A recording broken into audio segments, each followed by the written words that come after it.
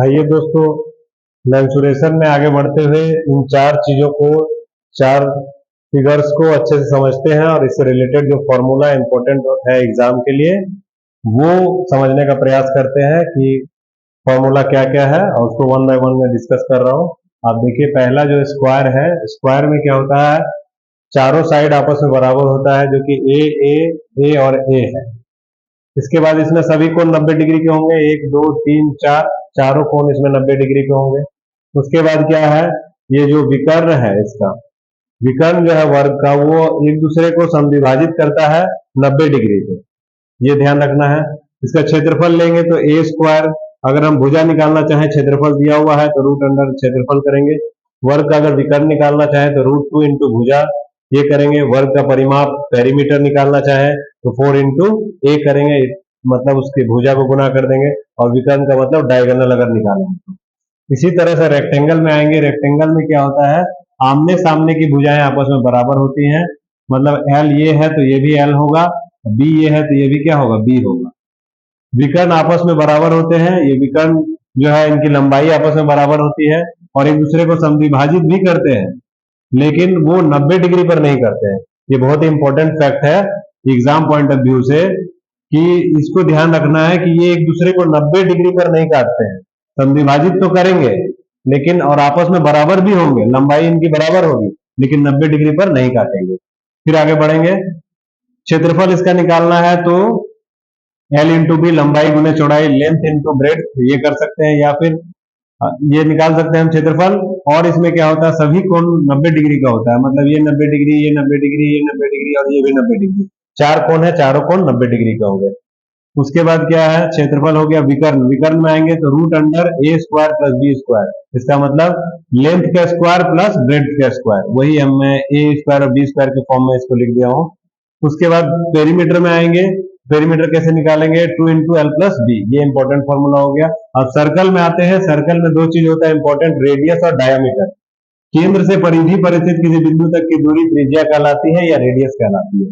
मतलब केंद्र अगर यहाँ पर है, यहाँ से परिधि तक का कोई बिंदु है, इसके बीच का जो डिस्टेंस है उसको हम रेडियस बोलेंगे। कहीं भी आप ले लीजिए, आप इधर भी ले सकते हैं, इधर भी ले सकते हैं, कहीं भी ले सकते हैं, लेकिन ये जो डिस्टेंस है इसी को हम लोग रेडियस बोलेंगे। उसके बाद इसका जो व्यास है, डायमीटर, डायमीटर क्या होता है, परिधि के दो बिंदुओं को मिलाने वाली रेखा, परिधि के दो बिंदुओं को मिलाने वाली रेखा जो कि केंद्र से होकर गुजरे, केंद्र से होकर गुजरे। और व्यास जो होता है वृत्त की सबसे बड़ी जीवा भी होती है, इसको भी ध्यान रखना है। ये मैं एक पॉइंट भूल गया हूं, यहाँ पे लिख देता हूं। व्यास वृत्त की सबसे बड़ी जीवा होती है, जीवा होती है। जीवा क्या है, जीवा वृत्त के किन्हीं दो बिंदुओं को मिलाने वाली रेखा, वृत्त के किन्हीं दो बिंदुओं को मिलाने वाली रेखा जीवा कहलाती है। आप लोग उसको लिख लीजिएगा, मैं फिर से रिपीट कर दे रहा हूं। वृत्त के किन्हीं दो बिंदुओं को, परिधि पर स्थित किन्हीं दो बिंदुओं को मिलाने वाली रेखा जीवा कहलाएगी। वो केंद्र से होकर गुजर भी सकती है, केंद्र से होकर नहीं भी गुजर सकती है। मतलब है कि यहां से और इस बिंदु को अगर हम मिला दें, ये क्या कहलाएगा, ये इसको हम लोग बोलेंगे जीवा। ठीक है, इसको हम लोग जीवा बोलेंगे, कॉर्ड बोलेंगे। ठीक है, अंग्रेजी में इसको कॉर्ड बोलेंगे, कॉर्ड। ठीक है, कॉर्ड। ठीक है, CHORD वहां पे लिखा हुआ है, कॉर्ड इसको कहेंगे। जो दो बिंदुओं को आपस में मिलाए, वो केंद्र से होकर जा भी सकती है, केंद्र से होकर नहीं भी जा सकती है। जो केंद्र से होकर गुजरे वो वृत्त की सबसे बड़ी जीवा होती है, वही उसका व्यास होता है। और इंपॉर्टेंट क्या है, व्यास बराबर 2 इंटू त्रिज्या, मतलब 2 को अगर हम त्रिज्या से गुना कर दें, 2 गुना त्रिज्या करें तो हमें व्यास मिलेगा 2 इंटू रेडियस। उसके बाद एक इंपॉर्टेंट फैक्टर है पाई।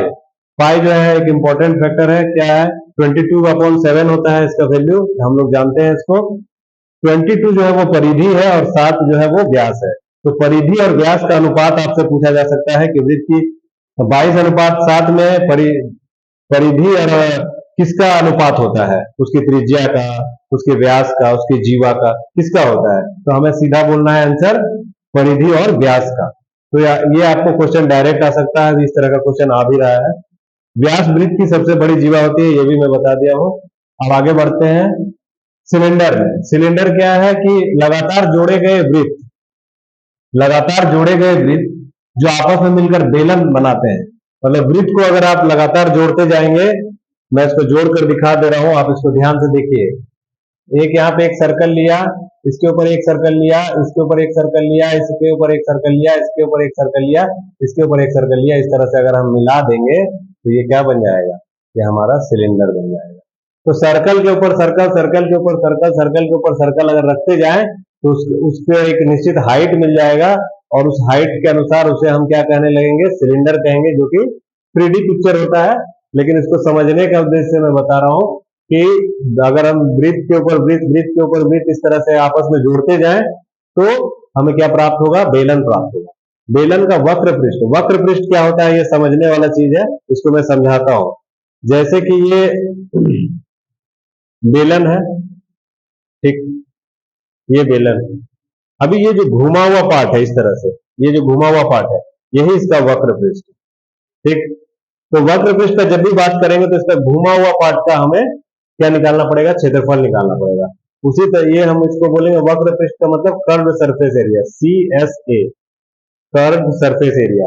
उसी तरह से अगर हम देखते हैं टोटल सरफेस एरिया क्या होगा, तो हम एक बनाते हैं, क्या, एक सिलेंडर बनाते हैं।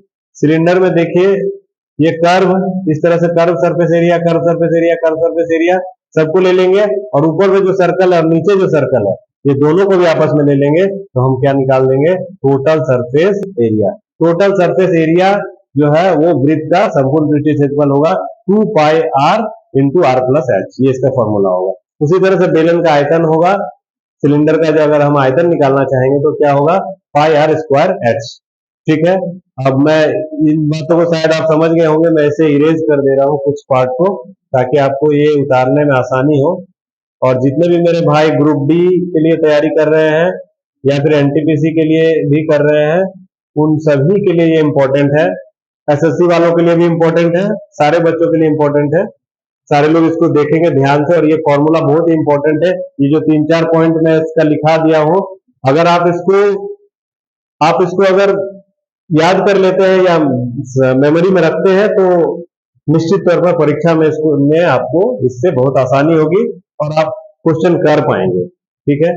आई होप अब इसका जो है आप लोग स्क्रीनशॉट भी ले सकते हैं। मैं हट जा रहा हूं, आप पूरी तरह से इसका स्क्रीनशॉट ले लीजिए और फिर उसको देखिए, एनालाइज करिए और इसको मेमोराइज करिए, ठीक है। अब अभी के लिए इतना ही है। इसके बाद मैं फिर इसी तरह से 3D इमेजेस को लाऊंगा और उसका 1 बाय 1 मैं प्रॉपर्टी के साथ उसका जो फॉर्मूला है उसको डिस्कस करूंगा। है तो बहुत बड़ा चैप्टर, लेकिन मैं शॉर्ट में समझा रहा हूँ क्योंकि उतना टाइम है नहीं। लेकिन जो भी है ये काम का चीज है, टू द पॉइंट है, इसको याद रखिएगा और बस इसको आप नोट डाउन कर लीजिए या फिर इसको आप स्क्रीनशॉट भी ले सकते हैं, ठीक है। चलिए अब इसके बाद नेक्स्ट वीडियो में अपलोड करूंगा, तब तक के लिए धन्यवाद।